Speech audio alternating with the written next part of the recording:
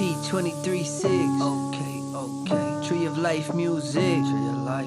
I would dwell in the house of the Lord forever. Let's go. I'm so sick of these lies, they double-minded. Quick, act fast, dog. I know you gotta chime in. What you wanna do, go ahead and.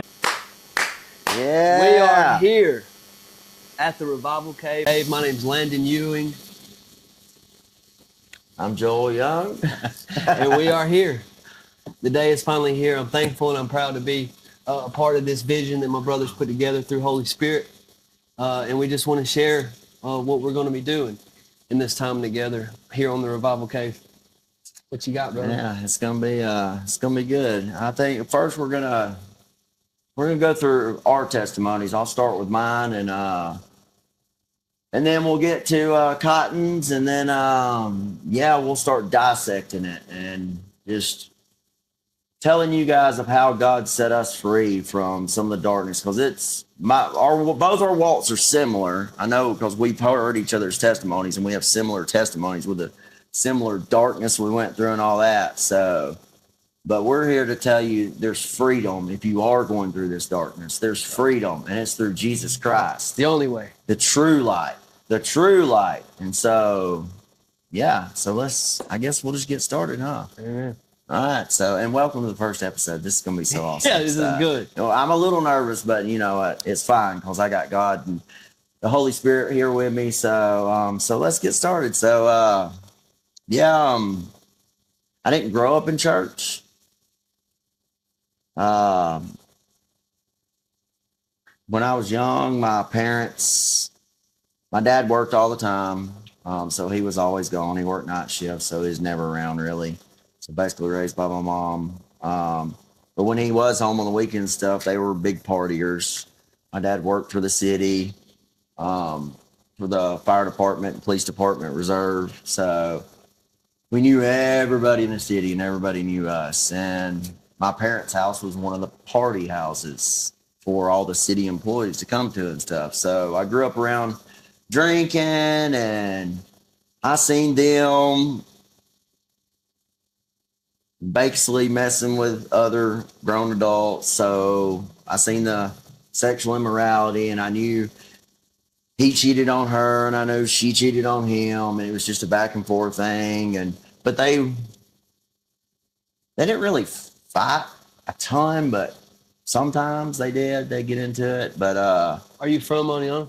yeah, Born and raised here. So yeah, but I grew up around the drinking and stuff, so I thought it was all right. And like, to get us out of their hair, me and my brother, they would just they'd give me like a wine cooler, and I'm talking 6, 7 years old. And I mean, it's just like, Mom, yeah, you can have a little bit. But once they got drunk, it was like free for all. And then the way we had a bar in our basement, and they had this lock on it, but my hands were small enough to get in there and get bottles of liquor out, so I could just get stuff. And so, I mean, I was exposed to alcohol at a young age, and I didn't think it's that big a deal. I remember me and my mom one time, they used to have a thing. You remember the grocery stores, the Food World? Well, they used to have this thing called the Food World Expo in Birmingham. Mm-hmm. Well, I was used to asking my mom, like, because when they'd have people over, hey, can I have a drink of that? And yeah, sure. Yeah, you can have some peach schnapps, or you can have some peppermint schnapps with some orange juice. So I didn't think it's that big a deal. My mom was tasting some wine or something, and I was like, I want to taste it. She's like, no, you can't. I reached down and I grab it and I just chug it. It tastes good. That's why you like it. Oh my God! They gave you a Coors Light or a Natty Light, you'd have spit it Oh, out. I know. See, they should have gave me the beer, Yeah. but I bet it embarrassed my mom. The guy was like, "You see that cop over there?" And I mean, I didn't know. I thought it was normal. Yeah. So because I seen my parents, and they would give it to me as a young child, so that's sort of where to alcohol I got. They didn't do drugs or nothing. So by the time I was old enough to remember, my dad had done quit smoking and everything. So That's also where you and I relate to in our testimony too, which is also mind blowing because it started at a young age for me too. yeah, Not drinking, but just that partying mindset, that partying environment. It was just normal. Yeah. That's what we did. Yeah. So I grew up in it. I mean, I seen all the leaders of the city, so it really did feel normal to this is what we're supposed to do. So, and then me and my brother, we'd get along, not get along. My brother, I think, I can't remember what age, he ended up moving out, and I was there by myself, and I loved it because, I mean, I was a mama's boy. I could get away with everything. He didn't get away with everything, but I could. And so there was some resentment between me and him on that. So, because I could get away with anything. But he never got caught like I did. I got in trouble with cops at a young age, bashing mailboxes one time. How old exactly? I think I was like 14 or 15 when I got called bashing mailboxes. I hear you. So It hurts, don't it? oh yeah, like because then I was Yeah. I was literally right by. If I would have just been like 100 feet more, I wouldn't have been in Bluntsville's jurisdiction. But I was in the county, and then of course all the deputies knew my dad and them, so they had to call him for him. I was like, oh gosh, this is gonna suck, because that's the only time I really seen my dad is if I was bad. Then I seen him to get a whipping, and that's all I ever heard from him because he's always working. So Well, that's kind of traumatic too in itself. At least, you know, that's another Yeah, way yeah. the enemy try to, you know, isolate you in certain moments, separating you from a father's love. yeah. So, and then, introduced to pornography at such a young. I think it was too young. Probably the same amount of time because I mean, I know my dad, he always had Playboys there, so I'd see them. And then, well, of course, they had HBO. And, of course, back then, HBO was one of the only things that would show, like, nudity, but they would show, like, just boobs and stuff. And I remember I'd be like, booby movie at a young age. And so I thought that was normal. And so, and then, like I said, they had a pornography drawer. And they had a lock on it too, but they didn't realize I could pull the one side out. So my brother would be like, reach your hand in there and get us a movie. So I got exposed at a very young to some wild pornography. I mean, and that's when it's VHS tapes, and they'd go, and I would just go get one, and I'd put it in. I'd watch the whole thing. It was just like watching a cartoon, and it just sucked me in immediately. And I mean, just came. I remember we'd go dig through people's trash, like stuff when they moved out of a house, and we'd find pornography magazines, and we would go hang them, nail them on trees through woods and stuff. And like I said, we would do it to where the school bus, when it drove by, they would see it. My mind was getting warped at such a young age with pornography. And I want to ask you something real quick. I was actually having a conversation with somebody about this same topic the other day. Do you remember the first time, the very first feeling that you ever had, the moment that you laid eyes on something like that? It was almost like a poison going through your veins. yeah, Almost as if the very first time you ever got high. yeah, Would you agree or disagree with that? probably yes. The very first moment that I guess you could say your flesh fell in love with the object. Even Yeah. though we're just laying our eyes on something, we become so intoxicated just by a minute picture. It's so crazy to really think about. Because my very first time too, I'll never forget the feeling that just shot through my veins. Yeah, The first time I ever seen anything like that, like the innocence was ripped away from you immediately. yeah, And then it's like you said, like just hanging stuff on trees for other people to see. Yeah, yeah. Because you almost like, we don't know that it's bad. Yeah. I mean, the butt whooping I got was bad, but like I wanted my friends to feel this too. You Yeah. know what I'm saying? But you don't think nothing of it. But it's sort of euphoric because you're giving into your flesh what it doesn't really desire. So yes, that is the very first time my flesh, even at such a young age, fell in love with yeah, just an object. I mean, and it's crazy. I just wanted to see if you agreed with that same feeling that I felt. But nonetheless, you said where was you at? Yeah. So I got to where, especially once I started getting towards the teenage years.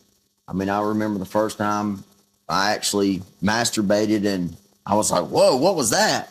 What was that came out?" And after that, I was like, "Man, that felt amazing." And so it just grabbed me, and I became addicted. And then I think it was like age 14, we my brother and mom, like,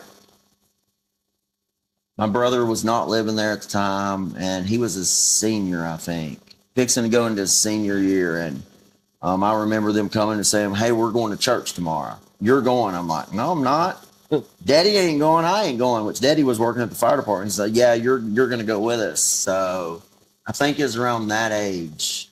Was they aware of your behavior at the time? Like, was they choosing to try to get you to go to church because of your behavior, or was it just something that y'all just? Well, no, I mean, I don't even know what made the decision of them wanting to go to church and try to. I know my cousin Neil, his dad was going to the same church, which it was Day Spring Tabernacle, or it turned into World Outreach. So I don't know. I don't know what caused my mom and brother to want to go to church. Come on, maybe to try something different, try something. So they drugged me and they had to force me to go. I was like, no, I don't want to. Everything in me was fighting to go. Yeah.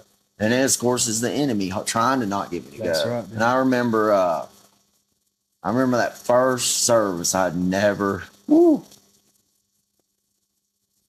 I didn't know what was going on because I didn't know nothing about. I mean, and I'd went to vacation Bible school and all that stuff, but I don't remember none of that. I remember going as a child, but I don't remember Jesus teaching me about Jesus. I don't remember none of that.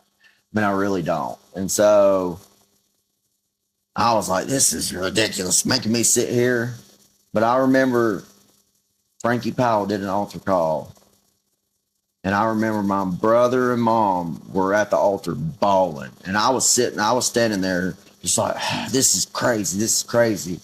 And I remember in that moment, my heart felt like it was about to just explode out of my chest, beating so hard. And I was like, what is this? I got lightheaded, dizzy. I was like, what is going on? I don't know what I'm experiencing, but I knew in that moment, something happened. Something happened. Even though I didn't go up there, something happened to me just sitting there in that pew that I can't. I mean, it was Jesus visited me for the first time. Yeah.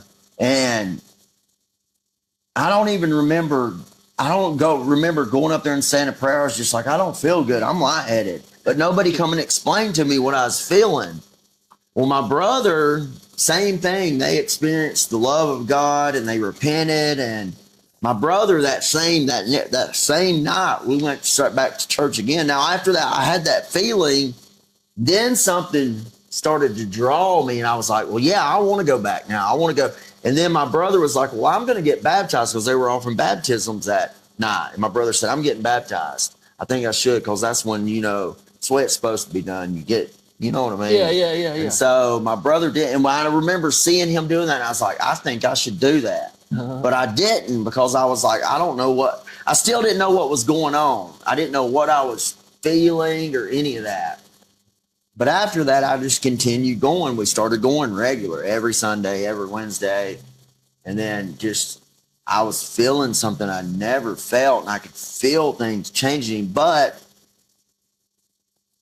I got involved in the youth group, like immediately. We had an amazing youth pastor. I mean, Brother Steve Robinson. I mean, just amazing man. I mean, he was by the book back then. I mean, he didn't watch stuff. He wouldn't let us watch stuff. Tried to tell us about it, but I still had my worldly music I was listening to. And I the more I was going to stuff, that stuff just started not satisfying me anymore. But I held on to it all for years before I finally destroyed all that stuff. Because, growing up, it's right when you had Tupac out, Biggie. Come on. You had all them. And so I was one of the few teenagers in school that my mom went and bought me Snoop Dogg and Dr. Dre. I had all those CDs. Yeah. Just with all the craziness. What it's talking about. And I'd be jamming it like crazy. Yeah. And like I said, everybody, whenever, because I had the little portable CD player, and they'd be like, bring it to the football game. Because they'd all, let me listen to it. And I'd be like handing out because my mom would buy me stuff like that. Yeah.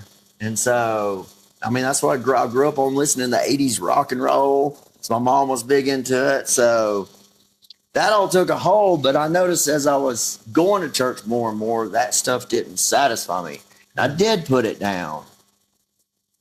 I want to read something real quick. 'Cause Yeah, we yeah. both we both know what exactly that is from the very first moment that you had your first encounter with Holy Spirit, and we know that flesh and spirit can't they can't dwell together. Mm-hmm. So like that wonderful feeling that we have together is flesh and spirit going to war with each other. It says right here in Galatians 5:16, it says, "I say then, walk in the spirit, and you shall not fulfill the lusts of the flesh. For the flesh lusts against the spirit, and the spirit against the flesh, and these are contrary to one another, so that you do not do the things that you wish."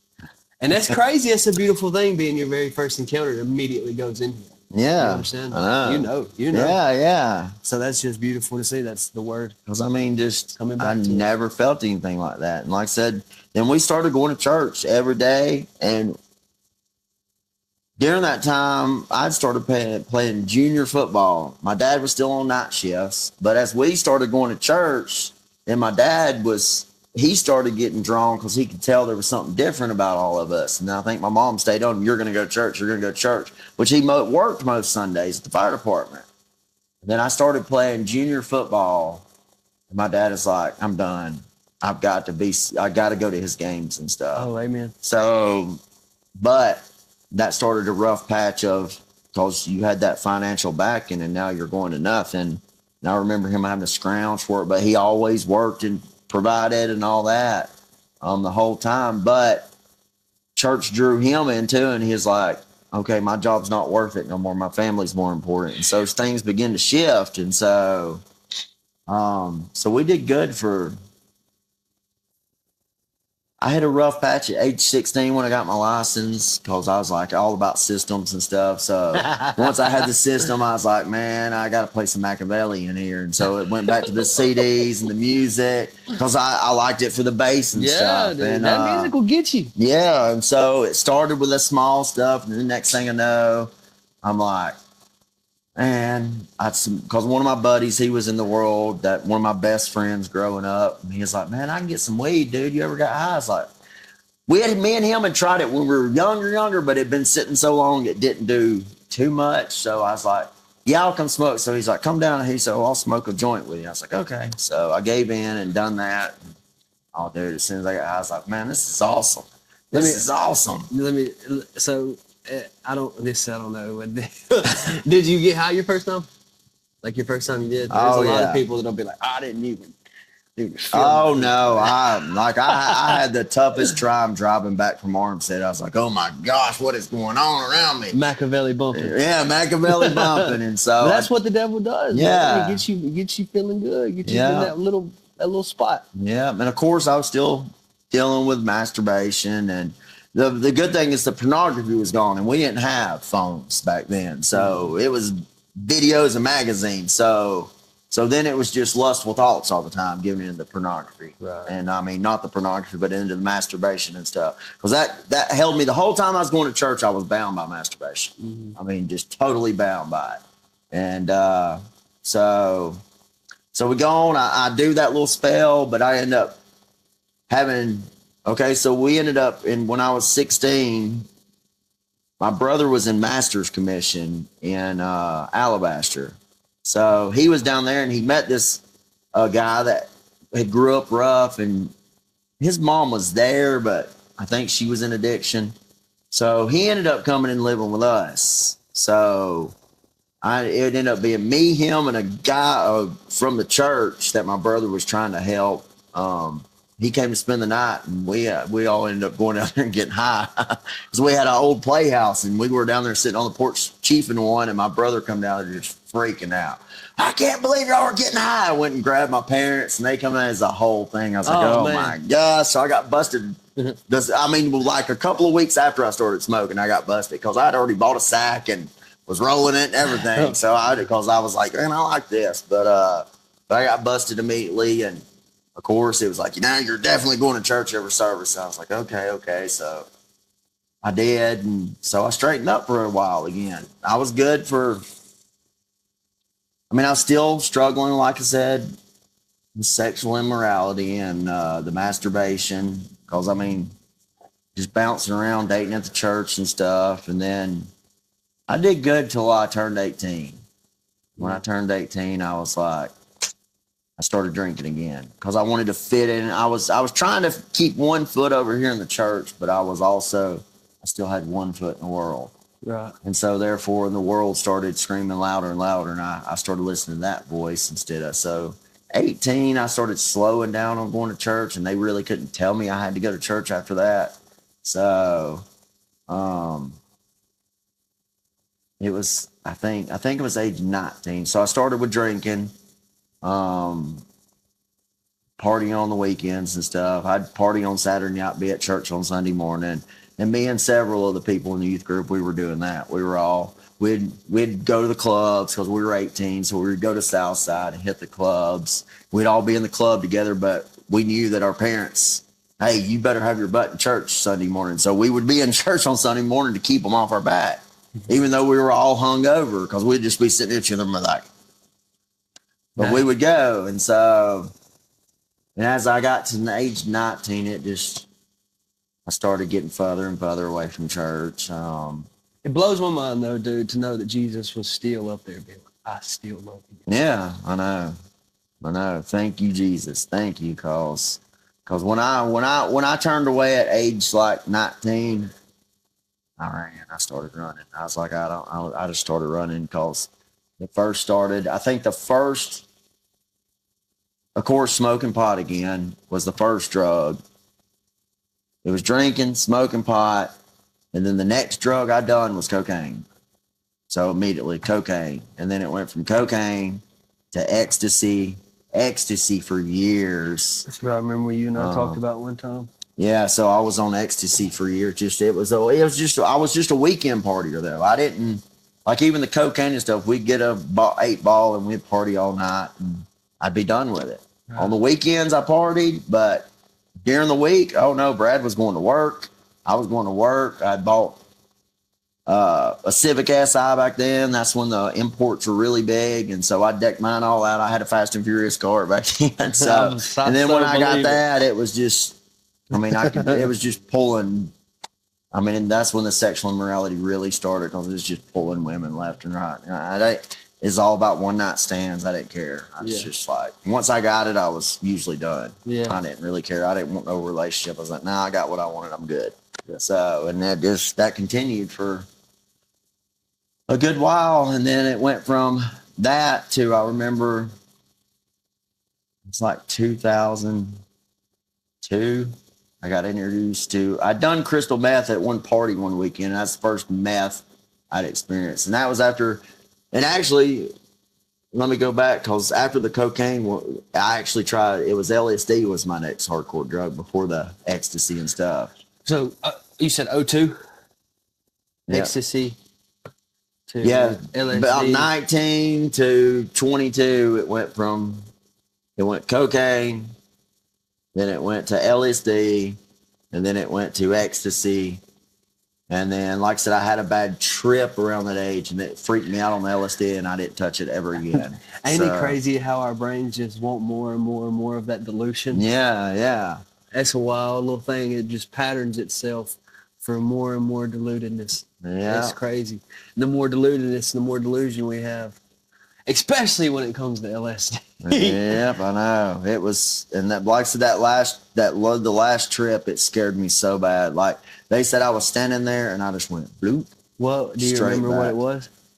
I was getting sucked into a hole, and I didn't like it. And it was sucking me. It was bringing me in. And I remember when I was doing LSD, I remember, like, I would wake up in the night, and I couldn't move. And I remember the first time I did LSD, it was me, my brother, and one of my best friends. We were all laying in my bed, huddled up against each other.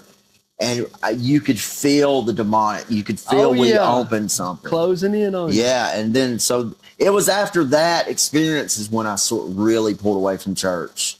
And I should have been running to church, but I didn't know what was going on. And that was my first time to do LSD. I remember the door opening. But after that, it started drawing me, and I was like, man, I like this. And so we would do it every weekend. And my thing was, I was at my buddy's house, and I would stare at art all night, just be like sucked in. Yeah. I mean, they say expand your brain. No, Yeah. there's some expanding, but it ain't your brain. And then we would do groups. We would pile 10 people in a car and ride around like that. Yeah. I mean, knowing if we got pulled over, and I don't know how we didn't, because I remember it just got crazy. And so, but it went from that to, like I said, ecstasy, going to the industry in Birmingham, which was a club that everybody went to. That's the party club. And then like 2003, 4, I got introduced to ice, ketamine, ice at a club called the Station in Birmingham, where everything, like when you see the movie Club 54, that was the Station in Birmingham. Debauchery. I mean, men in the women's bathrooms, women's in the men's bathroom, just passing pipes and what, everything was open. Right it was there. all out, and nobody messed with us. And it just got to, that was a weekend thing. We were there from Friday. When we got off work, we went, took showers. We ended up there on Friday, and we came back on Sunday night. And I was in bed ready to go to work. Locked in. Locked Now, in. did you stay up to par with your addiction during the week, or was it still just No, just weekend during, stuff? it was just a weekend. Like during the week, I was all about working. No nothing during the week? No. See, No, not till later on. Then it started to get where, when I got introduced to opiates, that's when it started. okay.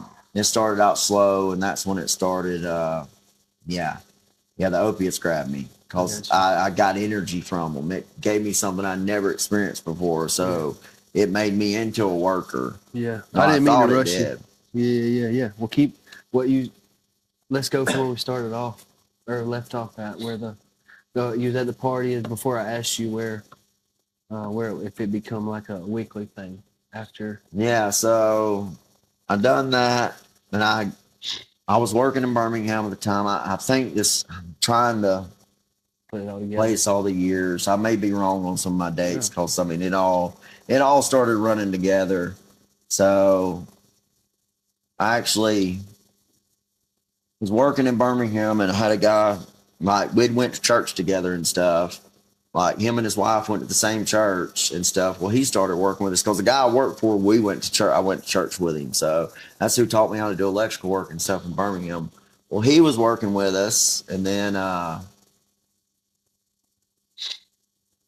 they were doing real good. Like had 2 kids.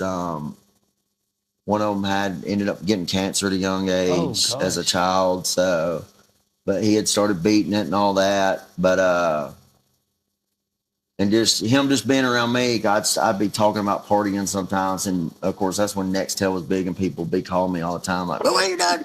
I mean, yeah, just nonstop. And so he would hear conversations because we rode to work together. And next thing I know, because I think if I remember correctly, he had a meth addiction, and then he stopped it when he ended up having kids and all that, and was big in the church and stuff.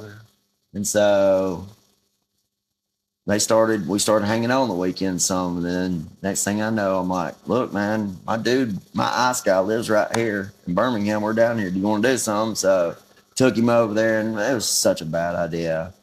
And then we ended up going and doing it with his wife and one of her friends. And then it got to where went from this weekend to this next weekend. And then from this weekend, it just started a pattern.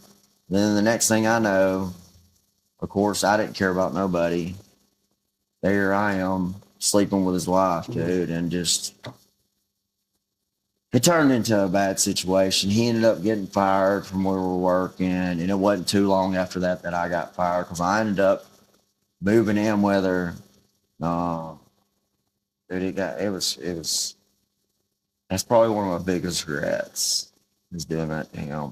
I mean, because I mean, taking a married woman, and like I said, it ended with me and her too, and I spiraled out of control. I ended up losing my job because had started on, that's when the Oxycontins started coming around, and I was just not in the right state of mind. Yeah. It's getting to where I was using to go function at work and stuff. And then once I got on the Oxycontins, it was over. The flesh had completely taken over. Yeah, it was. As soon as I done the Oxycontin for the first, I remember doing it the first time. I remember the guy telling me, "Brad, I know how you like Lortabs," and had up and downs with Lortabs. I'd do them for a while, then I'd quit them. I'd do them for a while, and I'd quit them. he's like, real quick, that's the guy you reached out to, right? mm-hmm, Did you ever get anything back? mm-mm. But that's okay. But at least you did, though, Yeah. brother. That's So, a beautiful thing. yeah. That is a beautiful thing, Yeah. dude. But yeah, What's crazy is too, and this is, I don't know, some people might disagree, I guess, whatever your beliefs are, but Jesus was still right there. I still love you. I still love you. Man, it's It's a beautiful thing. yeah. So back to you said you started taking them Oxycontin. Yeah, like I said, I remember the first time I did Oxycontin. We were at a party, and my buddies and stuff were already doing them, and it was me. It was me and that guy's wife. We were there at that party together, and we both tried the Oxycontin at the same time. And he's like, "Look, Brad, it don't take but a little bit." Now he said, "I know you're going to probably be calling me tomorrow because I know how you like floor tabs." And I was like, "Well, I want to try it." And so I remember he gave me just basically scrape the pill when you first start out. And I remember doing that, and I was like, "Oh my gosh!" Just for reference, you wasn't taking more tabs every day like that. That was just a every now and then thing. Yeah, every now and Oxycontin was then. strong enough to Oh scoop you yeah, up. Well, I'm saying that because the reference is your tolerance. yeah, And, through all that. And I can Yeah. tell you right now, bro, if I was in your position, I'd have done it. I was already completely addicted. So just saying how strong those things were at the time was enough to just oh yeah. pull you on up out of there. Cause once I'd done one, I called and I was like, "Yeah, I want to get one of those." But I could get one, and I could make it last 5-6 days There just it from was. one pill. And that's the key. But Yeah. that don't last long. The next thing you know, you're getting 2 in a week. Then the next thing you're getting 3 a week.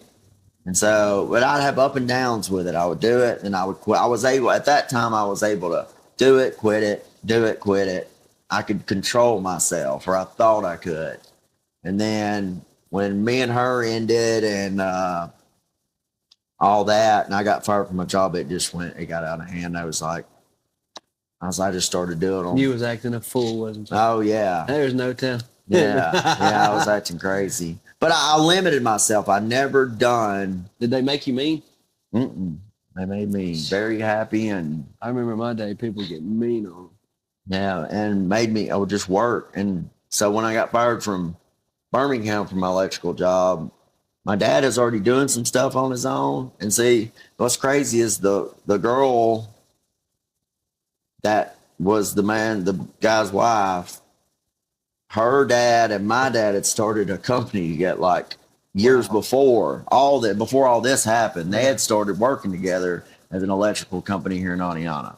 Like they started one together and were working together. And so my dad he was doing just small jobs and stuff. And then when I got fired from Birmingham, I started working, and all that ended with me and her. I started working with him, and so me and him started doing electrical at the same time. But I went to Birmingham and learned from somebody amazing that taught me how to do it the right way and all this. Right. I just, because like I said, I'm a visual learner, man. I see something, I got it. So when I come to work for my dad, I loved it, man. I was actually getting to spend time with my dad.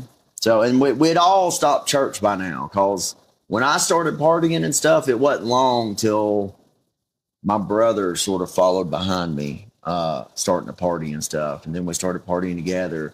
Then my brother would go through spells. He partied for a while, but then he would catch himself. And then he actually went back into ministry for a little while and all that. But I just kept going. So me and my dad started to have the business together, and dude, I turned it into success, because people, I'm just a people person, and the people we work for, I'd cut up with them, joke with them, and I was good with people, and I could get us a lot of business. And then so I would handle the working and stuff, and like my dad would handle all the paperwork and stuff, and it blew up. Yeah. I mean, we started getting big. I think that goes with your gift. Yeah, so I think that goes with the gift to your call. And I think it's probably always been like that. Yeah, too. But I mean, it started to grow really quick. So So that, like I said, that whole relationship with her, and like I said, then I'm doing oxycontin, but I'm not doing it every day. I go through spells where I'm just, like with everything else. I was like, I liked opiates, but then I would catch myself. Like, I'm spending too much money on this stuff. No, I don't want to do that. I want vehicles and stuff. So I would not do them. I'd save up my bike. Like I bought me a Jeep one time. Then I ended up buying me another Jeep. And so I'm doing good, just doing them here and there. And then I don't remember what year it was, 2000 something, middle 2000s. Me and my dad's working together. Well, I go dove hunting. And what's crazy is I think I went dove hunting to where Chris and them were because Chris has the dove hunts. I don't remember. I can't remember. I ended up going dove hunting. I borrowed somebody's shotgun. And then so I was carrying my cousin's shotgun back that night. Well, I passed by, we had an electrical shop right there in Oneonta, right across from Sonic. We had an electrical shop. So I remember I passed by and I was like, what's my dad doing there? And I was like, oh, well. So I go out there, take the shotgun back. When I come back, I still see him there in another vehicle. I'm like, what's he doing there? Well, I stop. Bad idea. Why? Because I go up to the door and I look in, and there he is with some other woman and her husband sitting there watching him. And I lose it. I bust my arms through the glass door. There's a desk in front of the door. I shove it out of the way. And I knew not to get my hands on him because I knew I was going to kill him. I knew not to do it. And I blow up. I lose it.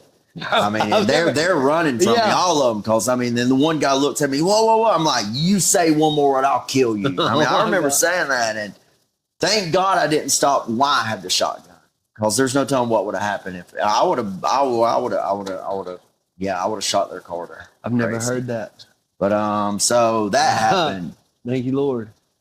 And so I go to my parents' house and I tell my mom, I'm like, no. And I tell my brother's there at the time too. And he's like, oh no. So he goes and grabs all my dad's crap and goes and throws it at the end of the road. And they call and say, you better not come. Because I said, if he comes here, I'm going to kill him. If I can get my hands on him, I'm going to kill him. I was that mad. It took, my brother had to call, because my brother was actually doing ministry at that time. He had to call his pastor, and Johnny, the guy I do some work for, Johnny, they came up there to calm me down because I was so irate. It took both of them to calm me down because I was that, because everything going so good. And like I said, I was finally getting it. And I enjoyed working with my dad. I did, because I didn't get to spend much time with him growing up. So that was different for me. And we had a booming business. That's what I'm sitting here thinking, man. Yeah. Everything's going good. Yeah, it was going really good. So maybe you're going there now, but was it a thing that was happening more and more, or did you just happen to be right place, right time? I just happened to be. Revelation type thing. And right that's cool. place, right time. I say that. I don't know. But for that type of immorality to be going down, that sounds like it's something that was happening under your nose. One, I think it's because we had pulled away from church. Right. And so when you pull away from church, you're opening those doors. And see, they done that when we were young. I know they did. She did on mom did on dad, and dad did on her. And that's why enough's enough, and it's got to stop with me, and I got to break that generational curse. Familiar spirits, come on. And so that happens, and then after that, I didn't give a crap, dude. I was like, Oxcott, boom. Because I ended up taking over the whole business. He went to my pawpaw's. He went to moved in with his dad. And I was done. I didn't want no communication with him, nothing. He didn't touch, because we had a business account with both our names on it and stuff. So, but he didn't touch. He left the money, everything, because he knew I had work and stuff. So I took over everything then, and dude, it grew. And the thing, it happened with a city employee. So my brother called, made a huge deal out of that with the city. And so after that, the city just started throwing work at me. Just go do it. Used to is like, we need a quote. No, just go do it. Just go do it. So I started doing all the city's work. And I mean, I got slammed busy. I had my cousins, well, both cousins working for me. So I had family working with me. And then I got in with these builders in Locust Ford. I was doing a bunch of houses for them, and it just blew up. But to keep up. Let me ask you this real quick. Do you think that it was Satan throwing these things at you to just keep you more and more and more and more and more in tune with the flesh? Probably because I'd started doing when I took over after that happened with my dad, the addiction, it was an everyday thing. I bought, it started off with 1 pill a day, and then it went from, I limited myself to 2 a day. I was like, I'll do a whole 80 when I get up, I have one at lunch and have one in the afternoon. Yeah. So I done that, and I made it, but I was always having to go and up, and I was going and buying 20, 30 at a time to have on me. Right. And then, but then it got to where all my workers were like, well, I want one. So it's like, it turned into chaos because they'd owed me their whole check by the time Fridays came. I remember being that employee. Yeah. Not so from my own thing. And I asked that question because, I've heard people say, Satan can bless you too. And I used to be like, no, he can't. But the word also says you can't serve 2 masters. Yeah. If I'm serving Jesus, Satan can't touch me. If I'm serving Satan, I'm serving Satan. You know what I mean? So I'm not giving Jesus the opportunity because he gives us the choice, obviously. Yeah. So it just, because I remember mine, it just seemed like stuff would just miraculously show up, almost like a blessing, especially in that life. Yeah. No, I mean, I was making killer money. It's crazy. I mean, just my gas bill was $5,000 a month, and just a little old box truck, and I had a van too running. And I was like, sometimes I'd have to have my workers drive there because I'd just go get gas. I mean, if my gas bill, my material bill was running $15,000-$20,000 a month. But to keep up doing all that, because I was having to work during the day, and I was having to do all the service calls. I tried hiring a guy one time to do the service calls for me, and he started giving his number out, say, next time just call me. So I was like, oh my gosh, are you kidding me? And thank God it's people I work for all the time. They call me and said, hey, you might want to send him. He's giving us his number now and saying next time call him. And I'm like, oh my gosh, man, I pay for advertisement and all this. Yeah. That's how I've got the business, and word of mouth. And so, so I'm using those daily to sustain and to have energy because I was having to work all day. Go every night to Home Depot, buy material for the next day. And it's just, and then plus I was having to find time to squeeze. I got to where my drug dealer would meet me at Home Depot and meet me in the bathroom. My girlfriend at the time would be like, how come we always see the same guy every time we're in Home Depot? And I'm like, he just comes to Home Depot a lot. Poor girl too, because that she started catching on. Yeah, it didn't take long. So, because I mean, she was from a family of addicts. Yeah. So, and then. Well, look, before we go any further, can we take a break? Yeah. Can we? All right, man. This has been good so far. We're going to take a quick little break here on the Revival Cave and get right back with you. Yes. And we are back at the Revival Cave. So far, we've heard the testimony of my brother here. We left off. He's talking about meeting your person, your dealer. Oh, yeah, at the Home Depot. So, and I just want to say too, like I remember, seeing and catching on the little things and like asking that person and being like, now this is not a coincidence. I know this is whatever, but it's just, I just want to say poor girl, because we all know them little demons that mess with you. But anyways. Well, me and her, we dated. We ended up getting a long-term relationship. She moved in with me and all that. And of course, I was in addiction the whole time. I was on Oxycontin and stuff. And then finally, she called on, and I was like, "Yeah, I do these." That's how I got energy to do all this. And I think what had brought it to light is I ended up having a panic attack. And I didn't know what it was, and I freaked out, and I told her, I was like, look, I've been doing these pills and stuff, so. Did everything start weighing in on you? Yeah. The business, and then just the stress of the business. My phone never stopped ringing. I mean, constantly just ring, ring, ring, ring. Because I had to, that's when they first come out with the earpieces. So I always had the earpiece and I'd be working and answering the phone, working and answering the phone. And then they'd be like, you forgot about me. I'm like, oh my gosh, I did forget about you. Well, how beautiful is it too? Like that you catch a little bit of vulnerability with like, you know what I mean, like the weaker vessel of a female, and automatically you're like, I gotta tell you something. you know, Yeah. you know? I've been there too.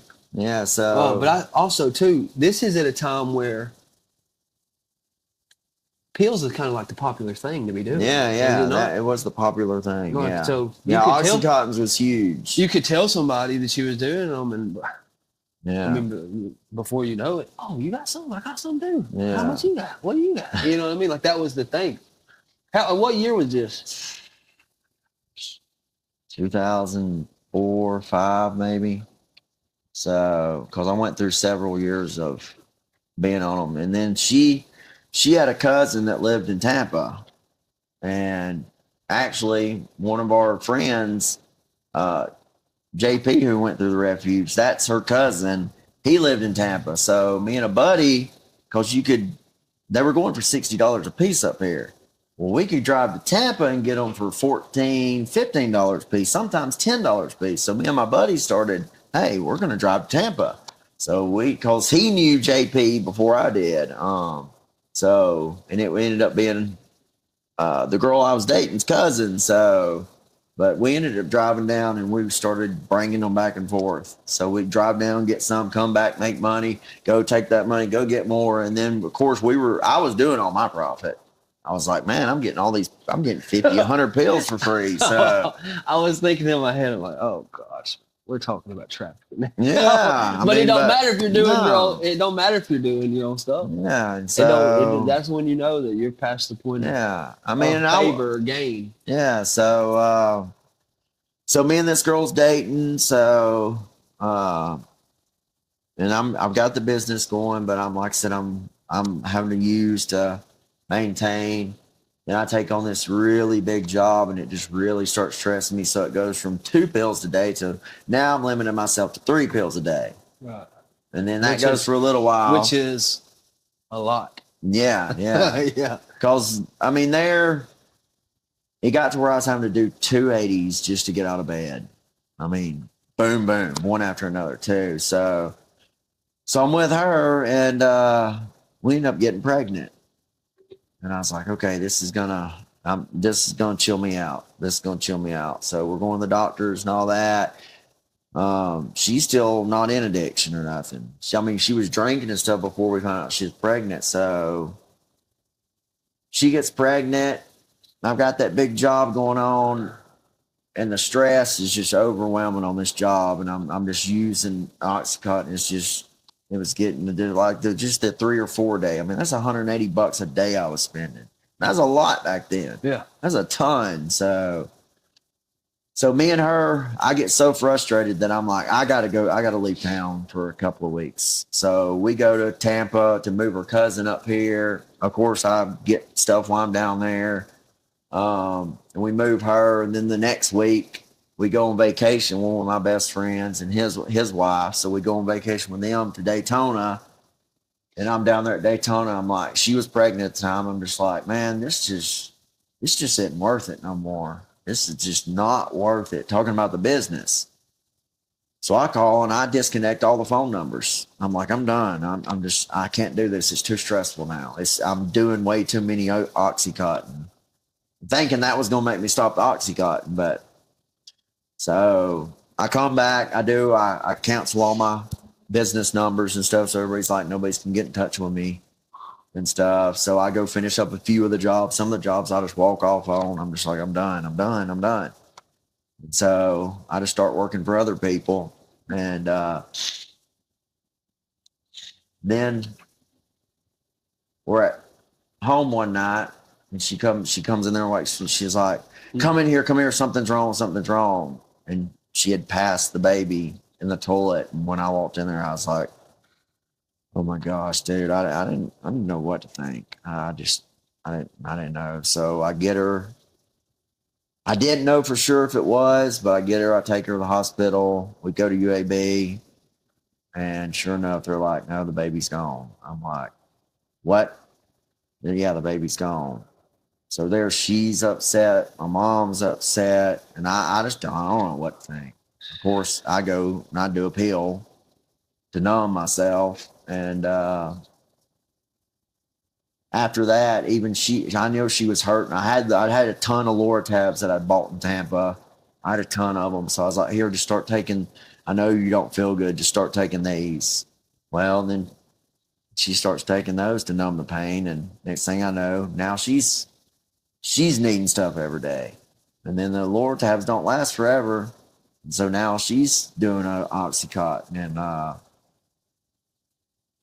that's when I really spiraled out of control on opiates, because I didn't even keep count of how many I was doing after that. Oh, man. Because I was just numbing myself Yeah. and losing the baby. Because that's, Bro, that's something too. Like that's a pain, that's a trauma that only Jesus can heal. I know. From the people that I've seen and talked to, and I mean even ministered to in that department, it's only tough. a pain that Jesus can heal.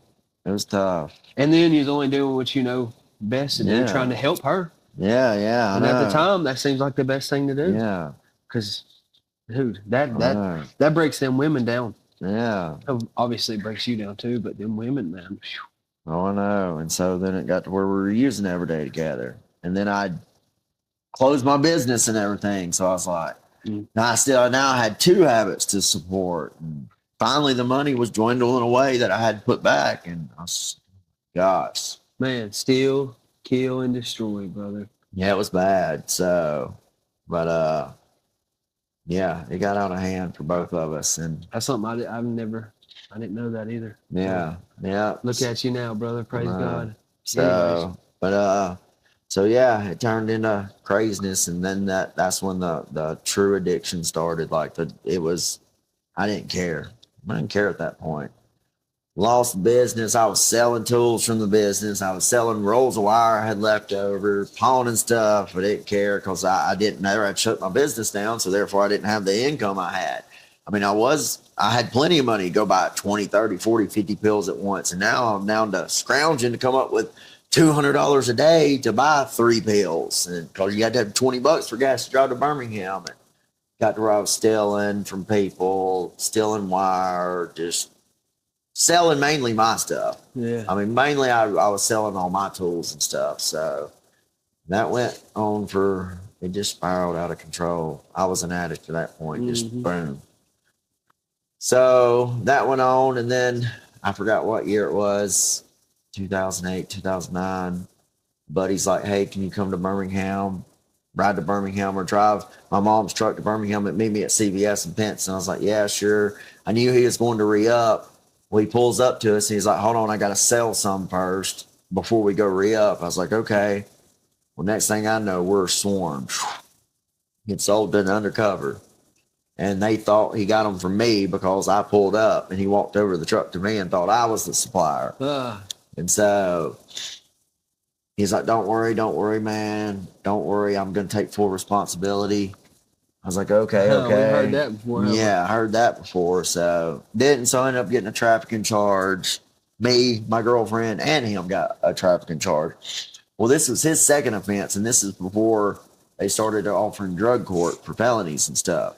Right before. Behind the fence. Bro. Yep, I was right. I mean, I literally got sentenced like a month before they started that, when I would offer drug court and stuff. And by then, because when that happened, I was like, man, I don't want to deal with this. So thank God I was already going to the methadone clinic when I got in trouble. So since I was already at the methadone clinic, drug court couldn't tell me. I mean, the color code couldn't tell me that I couldn't go to the methadone clinic in Jefferson County. So I was only on just a little bit just to help sustain to where I didn't have to worry about struggling to get so much money for the addiction. So, but after that, I got in trouble. I was like, well, shoot, I'm fixing to go on up because I got to quit those C's anyway. So, yeah,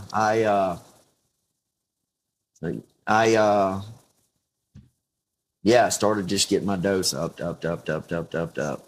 So next thing I think I'm on 180 milligrams. I know I had to sign a methadone. waiver after so many milligrams saying that this could cause blah blah blah. I was like, whatever. I never got on any of that, but I've heard it was tough. Yeah. Tough So with all that happening with the drug stuff, getting the trafficking charge and all that, I started the methadone. It got to where when I got so high that I was just like, I don't want none of that no more. But it made me sustained. Sustained, but it made me like really lazy. And then my girlfriend always want to be having sex stuff. I was like, I don't even want to. I had no interest at all.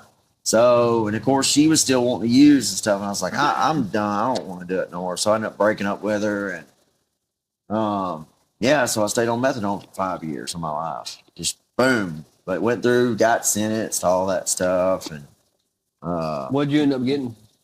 10-2 split probation. I mean, state. So just got on paper for a year or two. I think it may have been 2 years. But I did everything. I passed all my drug tests. I was on the methadone the whole time. So, and I completed everything like I was supposed to. And then, yeah. How was work during that 5 years? Was you just getting by?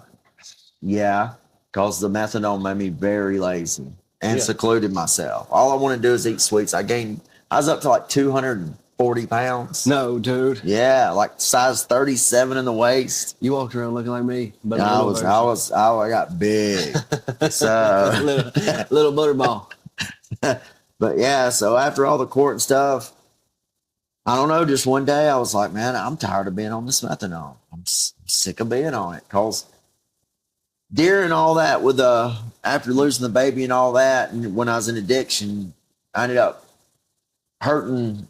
Like I remember breaking a tire loose on my box truck to try to get the tire loose, and I stood on it and my leg slipped off and hit the ground like super hard. Well, it done something in my back. And so the methadone wasn't even helping with my pain then. So I was like, you know what? I'm done with the methadone. I'm getting off of it. Mm-hmm. So get all the way down to 50 milligrams. And I do real good getting off the 180 to 50. And I get myself down to 50. And then I go to I'm going to a doctor about my back. I'm like, look, something's going on. And then he knows I'm on the methadone clinic. And I was like, hey, look, I'm down to 50 milligrams on my methadone. Is there any way you could write me 50 methadone pills? And I said, I won't ask you for no more. So he said, well, okay, if you can do that, I'll help you that way. You got to go to the methadone clinic. I said, okay. So he wrote me 50 pills. Well, I ended up still having 10 left when I finally got completely off of them. Wow. Like Crazy. I was just done. And so, but I was working out and stuff. I mean, because my brother was living in Key West at the time and I was going down there for vacation. So I set a goal for myself. I'm losing this much weight. I'm working out and getting off the methadone. I will not be on methadone when I get on there. I made it happen. What year was this? I don't even know. 2013, maybe 14, maybe. Okay. This is where like, I remember you telling me some stuff about this. Yeah. So got off that. Of course, when I got off of it, I went to celebrate in Atlanta. And of course, I did MDMA. And I was like, what is this garbage? This ain't ecstasy. Because I mean, it's crap from what we went through in the 90s that we had. And so I was getting to where I was going over there and partying, doing the rave thing. And that's what everybody's like, I can't believe we're still raving. I'm like, dude, man. 2013, 2014. Yeah. Dubstep and all that. The lights. That's what everybody's like, I can't believe you're as old as you are and you're still coming over. They said, that's awesome. And I was like, but is it really? You was turning slap up, wasn't you? I was. I mean, I was like a teenager again because I'd been in that addiction of opiates for so long. Right. And then I was just going over there and just partying, I was having a good time. Those years was my high school years. Man, I'm old. I'm telling you. 11, 12, 13, 14. Sophomore, junior, senior. Yeah. And those were the raves, especially all that little techno time, dubstep and all that. That was a wild little time. So and during those years, I didn't do bad. I was working all the time. Partying on the weekends, going to rent hotels rooms every weekend, shacking up with whatever. Me and my buddy, we stayed in Gunnersville. But it finally got to the point where we were labeled as the bar horse, me and him, because we just went up there and they people start calling us the bar horse, and I'm like, my gosh, cause then we were just whatever, we didn't care, Right. just sleep on whatever, it didn't matter. So I was doing that. I mean, like I said, still not going back to church or nothing. And then I ended up, because I'd hurt my back during the box truck. Well, I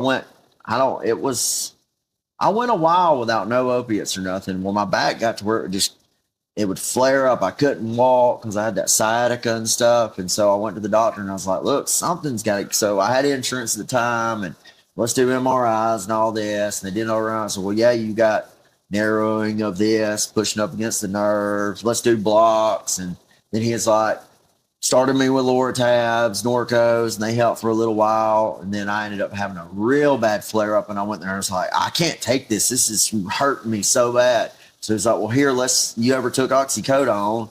And of course I was like, nah. And I mean, started me off with 4 a day, just right off the bat. Somas, Percocets. And I'm sure they can see that on your. Oh yeah. And that's the reason why they probably gave you 4 Yeah. because they know. And at that time too, I remember like there was a bunch of people getting in trouble. Yeah. For that whole doc in a box thing, getting what you need and this and that. I remember that like it was yesterday. And so it turned into Percocets and Somas every month. And then it got to where that wasn't enough. So I started buying Roxy's off the street. I ended up meeting a guy from Gadsden that had got scripts of Roxy's. And so I'd go see him and buy his script. But I was working all the time, but I was still, all my money was going to that. Yeah, hamster wheel, back to the same thing. And like I said, I was having blocks done, trying to get it remedied, but just nothing was working. And next thing I know, I'm full blown on opiates again. Dang. After those years of being off of them. But I mean, it's just the repetitive cycle. Yeah. What's the word? I can't really say it. Familiarity. Yeah. So that's our comfort zone. So it was 2000. I was buying stuff on the streets, but I was still getting a script. I think it was 2017. My cousin he's one of the first ones Chris Knight helped that was on heroin. So he helped him, and he started working for him after he helped him. Chris helped him. Is this the guy that he just let come sleep on his couch?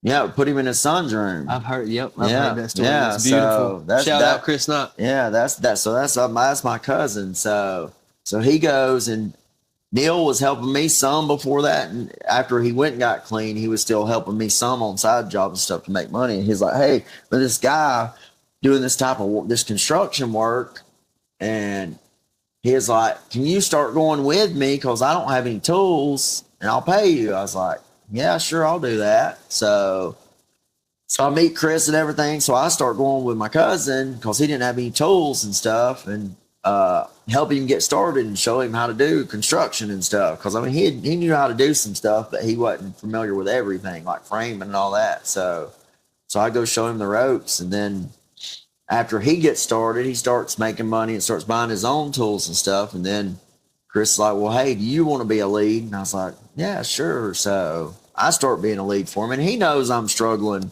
with back pain. And he knows I'm getting a script and all this. But I guess he sees something in me. And so he lets me work with him. And I go through spells.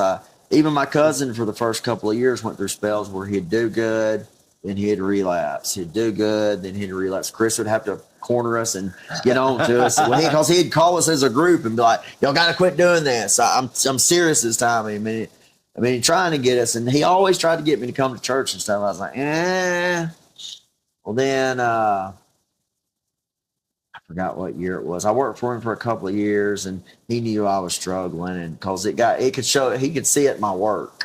Like he knew when I had stuff and I didn't have stuff. Right. Because the quality of my work was awesome when I had stuff, but when I didn't have stuff, I was just like, I don't care, whatever. Dragging. Yeah, and then plus the people helping me they'd be like, no, you can tell days he's got stuff and he don't got stuff. So, and it's true, because I was a madman. I'd work 20 hours straight freaking when I had something, but if I didn't, I'm done. Mm-hmm. So it showed in my fruit basically. Right, come on. But yeah, I went through years of that, and it was 2000. I think it was 2000. Let me ask you this real quick. Chris was feeding you with the word though here and now. Yeah, he was, and I know he was praying for me and stuff like that. I think it was 2018. I think was the. I'm trying to remember. It may have been 2019. It's around that time, but I did a job for him, and I ended up having Dylan Brock with me because Neil ended up. Something happened. He had to go in the hospital, so. My job, Chris gave to somebody else, and he said, I need you to go do Neil's job, finish it up. Here, you're going to take his crew with him, which was Dylan Brock, and I forgot the other guy's name. He went through Redeem and graduated. But I took them and then plus my crew. Well, one of my crew members, I knew he was doing dope. He always had dope, but I didn't never get it from him. I had my opiate thing going on. So, but on this job, I guess Brock just picked up instantly. Oh, it's the Rubik's Cube. And Dylan Brock, he knew instantly when he got in the truck. He was like, yep, I know that guy's got something. So we get down there, and I'm like, man, the next day I'm like, why is Dylan acting so funny? Then my buddy he said, no, everybody's doing it. And so, cause they come and offered it, it's like, here, you want to hit this too? And finally I was like, okay. So we ended up all getting high, dude. On the job. But it was methamphetamine. Yes. Everybody. Yes. Oh God, I bet that was a scene. And crazy the year too. It was bad, dude. 2020. It was bad, man. It was bad. So I'm talking about y'all were running and gunning. Yeah, and so I knew not to go to Chris's house when we got back. I was like, no, y'all don't need to go try to get a check today. Y'all need to wait. Well, of course, Brock's like, I gotta get a check, and he was space cadet, dude. That's when I knew why everybody called him Brock, because he was like, just, oh my gosh, it was bad. But I mean, it was my fault because I allowed I should have, yeah, but I didn't because I was in addiction too, and so Chris used me to finish that job, but then it was yeah. And when I say, I just want to say very quickly. Dylan Brock has been restored by the Lord Jesus Christ. Yes. It's the same way that we have. He is a father and a husband. Yes. This day and time. This is just thank you, Jesus. This is specifically just a reference point of where we was at the time. Dylan Brock is shout out to you, brother. Yes, brother. You're doing big things and holding it down. Yes. But I will say, he was a crazy man. You were a crazy man. Just like I was a crazy man, but restoration, baby. Anyways. So that incident happened. And then I knew Chris, he was done. Yeah, oh yeah. Yeah, he was done. And like I said, when I say that I've seen a side of Chris that you don't want to see, I brought that out of him, and he had every right. He had every right to punch me in the face. I mean, he did. So, but I remember I was at his house one Sunday morning. I went by there because I was trying to get a check because, of course, here I was still struggling with opiate. And I'd actually, because I knew stuff was fixing to hit the fan, so I'd actually already detoxed myself. And I was like, I'm done. I can't do this no more. So I'd lay there and detox myself. And I remember I went in there, and him and JP sat me down, and he went off on me. And I was like, you have every right. But after he went off, it shifted, and he showed me that love and grace and was like, look, do you want to go to church with us this morning? And I was like, I think I need to. Let me ask you this real quick. Did you detox yourself because you knew that you couldn't go in there? Or is you just trying to detox yourself? No, after that little incident, I was like, something's got to change. So I've got to do right. So thank God for conviction through vessels. That's because he was praying for me the whole time. Him and Lisa. And so Christ-like. But I ended up going to church with them. And I went to church with them, and I went to a few services after that. And I remember going and telling my mom, I was like, I think I need to get right with God. I think that's the only thing that's going to change me. And so was you sincere when you said that? Yes, because I was like, something's been missing my whole life. And I said, everything started going wrong when I left church at 19. And I told my mom that. I was like, so apparently there was something to that. Okay. So and this is just for everybody's. This is where it gets real right here. Do you think that it was? You think it was because of Chris and Lisa's, like them planting seeds inside of you during this Absolutely. moment? Absolutely. Because him knowing I was still on opiates and stuff, but him still showing me grace and working me, even though he knew I'd mess up, and him still showing me grace. The example. Absolutely. The example Absolutely. of Christ. And that's Yes. beautiful. That's a beautiful thing. Absolutely, it was them. I mean, them two are the reason I'm sitting here today. I know for a fact. If it wasn't for them two interceding on my behalf. The hands and feet of Jesus. Yeah. Man, ain't it a beautiful thing? So I ended up I went and done a couple of jobs for Chris after that, but not many. And then my brother and them, they were wanting to move from Key West, and they had a house in Louisiana they were wanting me to work on. So I was like, okay, I'm going to do that. So I told Chris, I said, I'm just going to do my own thing this year. And it was I can't really remember. I think it was the end of 2019 when I said that. I know they were building the bunkhouse and stuff when all this took place. That's when they were building the bunkhouse. Come on. So I think it's 2019. So, but I got down there, and of course, I'm still going to I done good after detoxing, but then my back and stuff still hurt me. So I go back to the doctor again. Of course, I mean, literally, I'm in there 5 minutes, and I got a script in 5 minutes for Percocet. And I'm just like, man. And I'm like, and they're like, well, look, we can do another block. So they do another block. And that last block I had, they done more damage than good. They hurt me. And I went in a week after that, and I said, something's not right. I mean, some people might disagree, bro. I know the Lord's intentions ain't to hurt you, but he knows the beginning. He knows the plan from the very beginning. I think that was the Lord right there.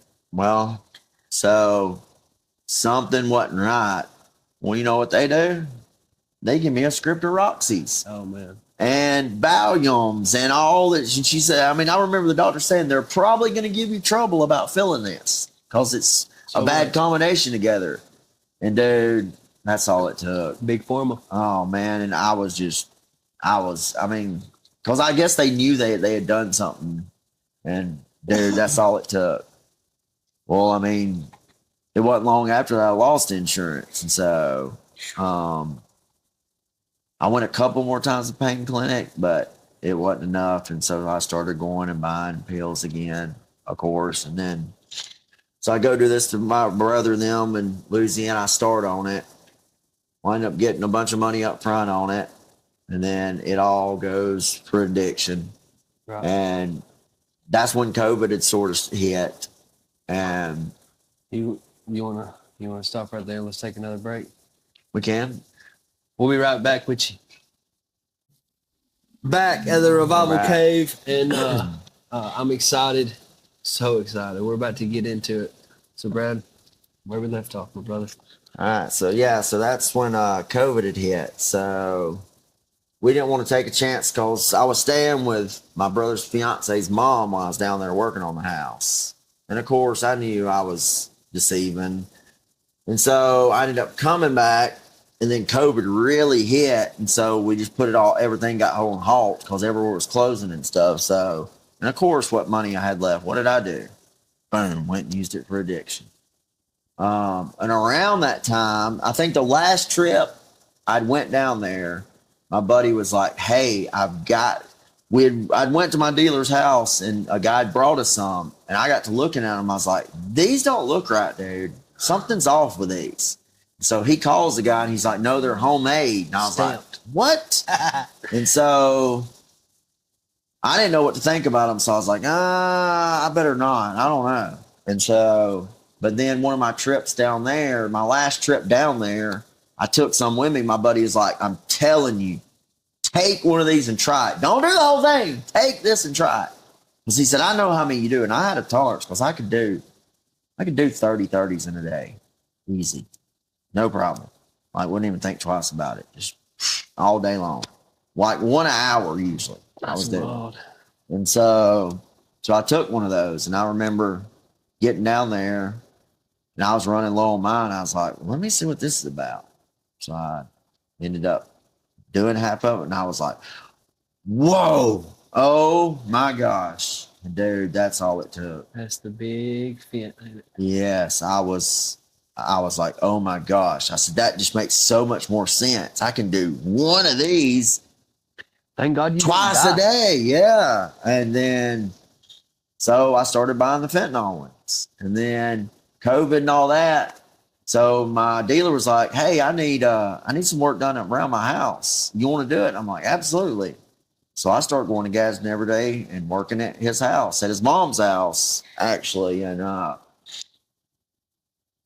ended up getting real close to his mom and stuff. And like that, because I used to, I couldn't go in the house or anything, like, because his mom didn't like people in there and stuff. So it got to where I could go in there and hang out. I'd watch his mom while he rode to the store, because we just had that. And I know she was a Christian and stuff. So, but I mean, it just got to where, and that's what he was paying me just with fentanyl. I mean, doing the pills, but it got to where me and him were doing I was probably doing 10 fentanyl pills a day Right. at his house working. Just Dude, that's working like a crazy. madman too. Because he's like, man, you get a lot done. Well, then the dealer seen me over there working and is like, that dude's doing all this work by himself. He's like, yeah, man, he's a madman. So the dealer's like, you mind if I talk to him and hire him? So I ended up going to work for the main dealer. And so every morning, this dude's got me 4 blues, the fentanyls. Every morning, he's got 4 pills for me. And plus, I'm making 150 cash a day. So I'm like, man, you can't beat this. and then now I've got the hookup so I can get pills. So he's like, look, I'll start fronting you 10 at a time. Sell them, bring me the money, and then I'll sell you, get 10 more. So I was like, okay, deal. Well, I had tons of buddies doing them. So I just be like, hey, I got those. You ain't got to go through my guy no more. You can just come to me. And so I was doing that. And so I was doing a good bit. And then the guy I was working for, the dealer, his connect got messed up or something. It just went cold turkey. We're like, man, what are we going to do? What are we going to do? What are we going to do? So I ended up finding somebody that had just the powder, white fentanyl powder. So I started getting it. And dude, it was so strong. I mean, just a little pinch. And He's walking around like this was. yes, it got to where it got so bad on the fentanyl That's a horrible, horrible sight, dude. well, it got so bad. My truck was slipping in the transmission, so it would get stuck in high gear. So, like, in every way home is either up the mountain in Asheville or up the mountain by the flea market. So I'd have to go about 100 to make it up the hill. That's kind of funny because you were stuck in high gear too, you know it. Yes. Had to go uphill, downhill, uphill, downhill. But it got to where when I was coming back from Gadsden, because it was 1 o'clock in the morning when I'd come back from Gadsden every morning. I mean, every night. And then I was up at daylight gone again because I knew I had 4 pills waiting on me. Yep. And there was a few times I remember waking up, truck and drive, in the middle of the road with a truck and gear, just nodded out. I remember running off the road a few times. Thank you, Lord. Yeah, how I didn't never wreck or kill nobody or anything like that. Because I mean, because I ended up doing a pill on the way home and just boom, not out. God's I mean, plan, and so Thank you, that Lord. went on all of 2020, 2020 and 2021, cause it was. Hold on. I want to touch on something real quick. We kind of got to talking about it on the break we just had. Maybe we can talk about this one day in the future. But I just want to see, like, what's your thoughts on the year 2020 itself? It seems like there was a shift in the demonic that year with COVID and the change in drugs and just the mighty mighty entity of. And you know what's crazy? Everybody that was doing drugs, nobody got COVID. It makes no sense. Yeah. I never wore a mask, nothing. I never got sick. Everybody that was doing drugs, everybody I was hanging out with was doing drugs. Nobody got COVID. That's another funny thing too. Like, and I'm not with the conspiracy of COVID or whatever, but it is kind of crazy. Like all the addicts, whatever you want to call it, whatever identity name you want to put on it, all of us was still running the roads. Yeah. Like nothing ever happened. Yeah. You go to families or something, you better get inside. What? Yeah. We're like, what? We don't even know what's going on. No. We ain't turned the TV on in a month. Yeah. You know, like, who cares what's going on? We just know I mean, and it's crazy. But nothing I mean, ceased. Nothing really stopped as far as like the movement of the drugs and stuff. It was. Well, I think it probably got worse. It probably caused more addicts because so many people were isolated and they didn't have nothing else to do besides get high. And so they were getting introduced into getting high, and that's when the fentanyl just boom exploded. I mean, it's almost like the principality just had more room to operate. Yeah, you know, and as far as it, because I remember when we get to my testimony, like I can elaborate more on it, but I remember the 2020, dude, 2019, 2020, that was a crazy year, dude. Yeah, I mean that, like I said, that's when the fentanyl really started to, because they were cracking down on all the doctors, and the government thought they were shutting everything down. And they're like, you just created a bigger monster by closing all the pill mills. Now you got people doing fentanyl. So, but yeah, it got crazy. Then it was October.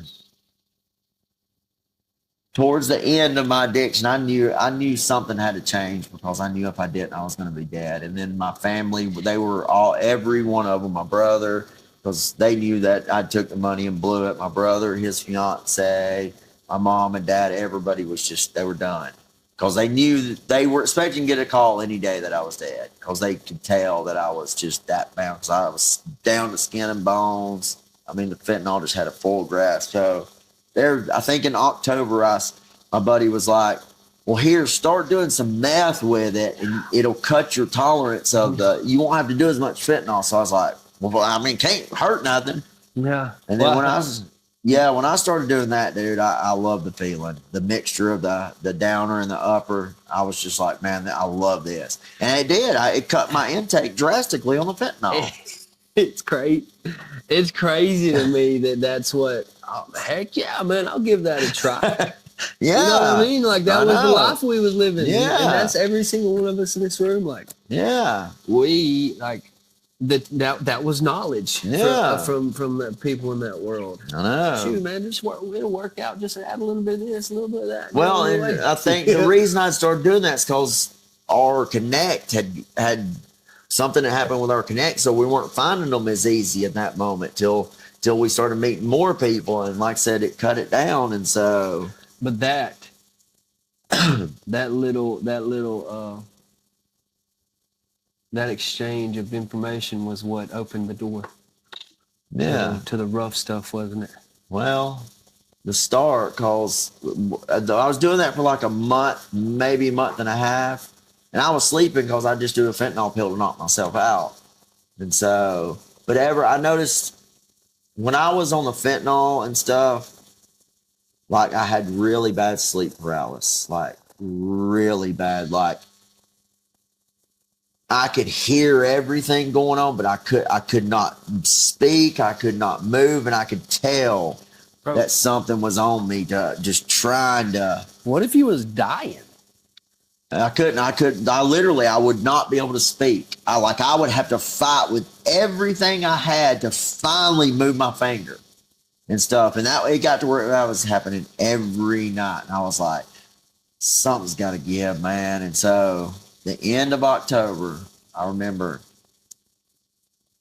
my parents saying, we're done. My brother is saying, we're done. They were already done with me. Everybody's saying we're done. And I was like, man, I got to make a change. So I remember picking up the phone and I called Chris. This is 2021. I think it's the end of October. I was like, or it may have been the 1st of November. I think it was in November. I picked up the phone. I was like, I dreaded making this call too, because he knew what was going on. And I called and I was like, hey, buddy, what are you doing? He's like, nothing. What are you doing? I was like, man, I really think I need a bed. And he was like, I've been waiting on this phone call for a long time. I've been waiting on this phone call. He said, absolutely. When can you be here?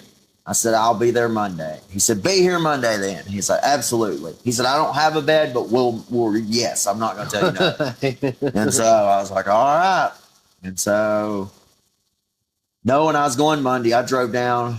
My parents were afraid to let me out of their sight because they knew I made the phone call. So they were afraid to let me out of their sight. So I was like, look, I got tools and stuff in Gadsden I got to go get, which I didn't care about the tools. Who gives a crap? So I ended up getting my mom to drive down with me in my truck to get my ladders and stuff. And of course, all my crew's there working, and I'm like, okay, I need some fentanyl on the front, and I need. They were like, well, you want to hit the pipe and stuff? I was like, absolutely. They cut me out of Gator, so I do a big old line of meth, and then they gave me like 4 or 5 pills. I was like, all right, I'll see y'all tomorrow, knowing I wasn't gonna, because I knew my phone ran out that day and everything, and I knew, and my one buddy that I got really close with, he had actually left the week before. This is what I think prompted me to do the same. He left the week before and didn't tell nobody and just, boom, left and went to rehab. And I was like, man, I know why he done it, because we were both in a dark place. And like his wife had done left. I mean, we were both in a dark place. So he made that decision. And so, because he knew it was getting out of hand too. And we both were. And so that's when I was like, okay, I'm gonna go get my tools and stuff. And I said, I didn't tell none of them I wouldn't be back. So, but I just got that stuff on the front, and I got high Sunday, done my last fentanyl pill that night. And then the next morning I went to Chris's, man. I showed up at the refuge, and I think because I had been doing the meth, like bringing myself down on the fentanyl, that's the reason I didn't go through like pure hell of withdrawals. Now I didn't. I went through some stuff because I was on what's it called for your nerves? Neurotin. I was on Neurotin too. So, and thank God, Chris and Lisa, I said, look, I've been on this for a while, and I was on a because I went to Key West one time to get clean, and she done reset me with a bunch of steroids and stuff, like reset me my body and stuff. Before the fentanyl and all that. This was 2019. I went to Key West to my brother and them's to come off the opiates again, and I did good. I did good when I was down there, but it wasn't long when I got back. I mean, all I had to do is walk in the doctor's office, and I got whatever I wanted again. But she had me on a high dose of Neurotin that was leveling me out. So no, because that stuff would get you going. Yeah, and the greatest thing one the government ever did, I think, in my opinion, as far as drug stuff goes, is make that a class 1. Yeah. So, Class but A. yeah, it would. So I was on like 3,500 milligrams a day of it. So Chris and them let me step myself down off of that when I got there. I had to do some persuading, but I was like, look, I don't think I'm supposed to quit this cold turkey. So they were like, okay. That's before they had classed it as a narcotic. Right. And so I was like, okay. So they let me in. So I went to the refuge, and dude, I knew going in, God was the only answer. No, man. He was the only answer. So the first service, I go straight to that altar, and I lay it all down. I'm like, God, I can't do this. I can't do this anymore. And I tell Chris right off the bat, I'm like, don't put me straight to work. I'm like, I don't think I need to. I'd rather just stay around here. And so he put me just on light stuff. He would ask me, hey, you think you're up for this? Hey, and before any big job, you think you're up for this? You think you're all right with your back and stuff? Because I was still having back issues. And so I was like, yes, yes, yes. And I think I was a month in, I was stepping down on the Neurotin, and I had Flexeril too. I was having to take here and there when I'd flare up.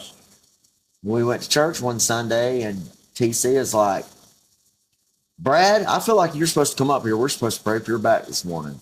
He said, come up here. So I go up there, and he prays for me. By dang, within 2 days, my back's healed. And it's been good ever since. Been good ever since. Hallelujah. The Neurotin, the Flexerils, a couple of days later, I went in there, I told Lisa, I was like, can I have those pills? She said, what for? I said, we're fixing to flush them. And she was like, what? And I went in there, and I said, I don't need them no more. Mm-hmm. And I hadn't taken them since. I ain't never heard you say anything about your back either. So, no, it's healed now. Come on, in Jesus' brother. name. In But yeah, Jesus' so that name. makes 5, no, let's say 4 years now, completely. Never had a flare up again. And I mean, I was having flare ups once a month. I But mean, like God. I'm talking about couldn't walk. Sometimes would have to use a walker. I mean, Good it was cut. that bad. He cut that temptation off, didn't he? Yeah. So I know God did it because he knew That was a physical. all I'd have to do is walk in the doctor's office and I could get whatever I wanted. No problem. I mean, literally walk in 5 minutes, walk out with Percocets. It puts no pain, no gain in a whole different category, don't it? Yeah. Camo? So, I mean, and I know that's why he healed me. He's like, no, we're nipping this in the butt. I got you here. We're That's nipping the this in the start. butt. Yeah. Yeah. Through And then physical healing. I have not touched opiates since. And even in the Gospels, man, what's one of the first things he does? He's just going to give you a physical touch of healing to get you started, Yeah. get you moving. So no opiates since November of 2021. Whatsoever. Praise God. No, I have had to take a muscle relaxer here and there, but it would be like Flexeril. And like I said, I don't even take those no more. Because I don't even like taking Tylenol and ibuprofen. I was just about to ask you, take ibuprofen. I don't. And then Some like people I said, won't, dude. I take ibuprofen. I mean, I have to because like at night times, usually I take it before I go to bed. So, but I don't even like taking stuff now. And now that went from a pill. And like, this is what's crazy. When I was a kid, my mom would have to chop pills up and put them in a candy bar or something for me to take them because I would refuse. And then I ended up becoming a pill addict. Don't make no sense. I was crushing them, snorting them. So it don't make no sense. Just crazy how the enemy works. And so, but went to the refuge and this is where it's just going to get crazy. So I went to the refuge. I become on fire for God again. I mean, our whole group, because I was in there with Jerry Henry. I've heard. Bryce, Chad Washburn, Bo Kaplinger, Roman. My brother Roman, Camo. So I was in there with them in our group. How'd it going on? Yeah, because I knew I wanted something different, and I knew it was going to take God for me, and I was like, I've got to get these. So, and when God gets a hold of me, I'm on fire. Just he shakes something in me because this is my thing. This is why I was an addict to certain stuff. I've been an addict. I mean, all kinds of stuff, but I have an addictive personality. When I do something, I'm going in all head first. I'm diving in. I'm all for it. I would say so. So, I mean, and that, like I said, and if it's used for bad, I'm in all bad all the whole way. I'm right. If I'm gonna mess up, I'm diving head in. I mean, I'm not just gonna baby step. I mean, but no, I'm not gonna do none of that no more. Amen. No more. But so I dove in head first, and I was like, no, I want something different. This is the only thing gonna change me. And I felt that peace and joy like I hadn't felt since I was in my teenage years, and it's like that first encounter all over again. And so we had an on fire group, and I ended up staying at the refuge for a year because I knew after I graduated in 4 months, I told Chris, I was like, I can't go nowhere yet. I'm not ready. If I leave now, I'll slip. I know I will. So I knew I wasn't ready. So I stayed there a year. I'm going to read this because this is the place I'm to. So John 5. Where the man at Bethsaida, like, okay, so this relates to me so much. And I'm at the part of the testimony where I need to read this. All right. After this, there was a feast of the Jews, and Jesus went up to Jerusalem. Now there in Jerusalem by the sheep gate, a pool, which is called in Hebrew, Bethesda, or something like that. You know what I mean? Oh, yeah. Having 5 porches. In these lay a great multitude of sick people, blind, lame, paralyzed, waiting for the moving of the water. For an angel went down at a certain time into the pool and stirred up the water. Then whoever stepped in first after the stirring of the water was made well of whatever disease he had. Now a certain man was there who had an infirmity 38 years. When Jesus saw him lying there and knew that he had already been in that condition a long time, he said to him, "Do you want to be made well?" The sick man answered him, "Sir, I have no one to put me into the pool when the water is stirred up. But while I am coming, another steps down before me. Jesus said to him, "Rise, take up your bed and walk." Woo. And immediately the man was made well, took up his bed and walked. And that day was the Sabbath. The Jews therefore said to him, "Who was cured it is the Sabbath. It is not lawful for you to carry your bed." He answered them, "He who made me well said to me, 'Take up your bed and walk.'" Then they asked him, "Who is the man who said to you, 'Take up your bed and walk'?" But the one who was healed did not know who it was, for Jesus had withdrawn, a multitude being in that place. Afterward, Jesus found him in the temple and said to him, "See, you have been made well. Sin no more, lest a worse thing come upon you." The man departed and told the Jews that it was Jesus who made him well. Come on. So that relates to me. So Jesus said, "Rise up, take your bed, and walk." A simple command. Yeah. So, but do you think he held on to that bed? He had been laying on that mat for 38 years. 38 years. Do you really think he held on to that? And where's the next place that he met Jesus? In the temple. Well, this relates to me because I rose up and took up my bed and walked. But I didn't get rid of my bed. I held on to it when I was in the refuge. And that comes as I held on to sexual immorality. I held on to masturbation. Those things I didn't get rid of. Those things I didn't go and lay at the feet of Jesus in my time at the refuge. So therefore, when I got back out in the world, I still held on to those things. And what's the first thing I went back to? Masturbation, pornography, because I held on to that mat. I didn't go and lay it at the temple at his feet like I should have. I held on to that dirty mat I'd been carrying all those years. And so, Come on, brother. So yes, I laid a lot down at the refuge. I laid down an addiction to opiates, a 20-year addiction to opiates. I laid down, but I still held on to a dirty mat of pornography and sexual pleasure and masturbation. And so therefore, when I got out, the first thing I went to, pornography and masturbation. And then it went from that to, I was working out hard at the time. I'd held on to things of the world with that dirty mat. I still wanted so I was starting to look better, and I was getting huge because I was doing steroids. And so therefore my confidence was up. So what did I do? I used that to go and draw women and hit on women and have sex with women. And it turned into, it just went downhill quick. So, and then the next thing you know, I'm getting high with one of the girls to have sex for 20 hours at a time. And then it went from that to, okay, so now I'm just gonna get high, but I'm not doing fentanyl, so I'm okay. I'm just doing a little meth. That's okay. I'm just doing a little meth, man. I never had a problem. It was a weekend drug. All the lies of the enemy. It was just a weekend drug. You didn't have no problem with that, knowing that as soon as he got those hooks in me, it was going to take me down a dark road. And that's exactly what it done, because I was too afraid to lay my dirty mat down at the feet of Jesus.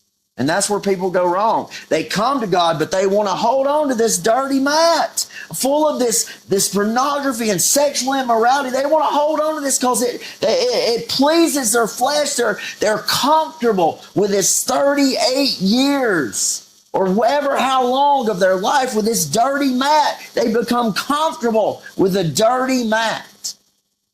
And that's what we got to realize, man.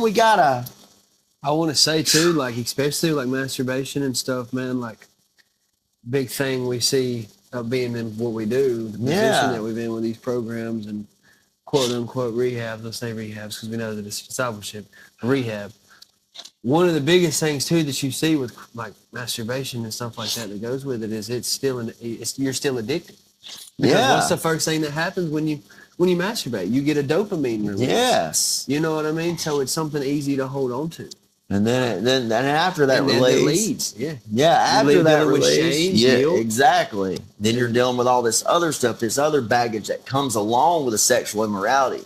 Because you're going to get euphoric for a split second, and then it turns into shame, guilt, depression. I mean, that's what it turns into. So therefore, It goes with that addict behavior. Yes, Always. And so And that's the way that Satan keeps you drawn in with it, with what he's got going on. But I love how you put, you still had your mat. You still held on to it. That's beautiful. Yeah. Think about and so, I mean, that I read that, I forgot how, it's been about 6 months ago, and that spoke to me. I was like, oh my gosh, this makes so much sense. Now, I've got a sermon on that I'm going to preach sometime.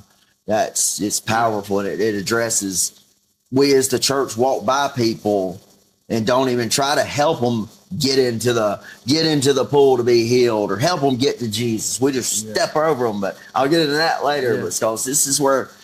Well, I have a confession, bro. Like I'm guilty of that. I'm guilty of holding on to some stuff. We all are. When Jesus said, "Put it down and just take walk." Like I'm guilty of that. I mean, I obviously have to do a self-evaluation on that as well. So thank you for bringing that to attention. No, I mean, we all are. And so that's why we have to allow the Holy Spirit to teach us, lead us, and guide us, to show us things, to reveal things, to lay down at the feet of Jesus. Because we've all got a piece of the mat we're holding on to. There's always still something. Right. But Just the pillow part. Yeah. I mean, because we're comfortable with it. Right. And we got to get over that. We got to get out of our comfort zone. We got to quit comforting our flesh and comfort our spirit, man. That's right. So, but this is where it gets really dark. I mean, it started with just doing that dope with that girl just to have sex for long hours. And then the next thing, I was doing more. And then it got to where it's every day. And it was so cheap. I mean, $200, and I could get it was crazy. And so he got his hooks in me with that, and I just started doing it. And then I was like, well, I'm not going to smoke it now. I'm going to eat it. Oh, Terrible idea. hold on. Before we go any further, we got to take another break. We'll be right back. P23.6. Okay. Tree of Life music.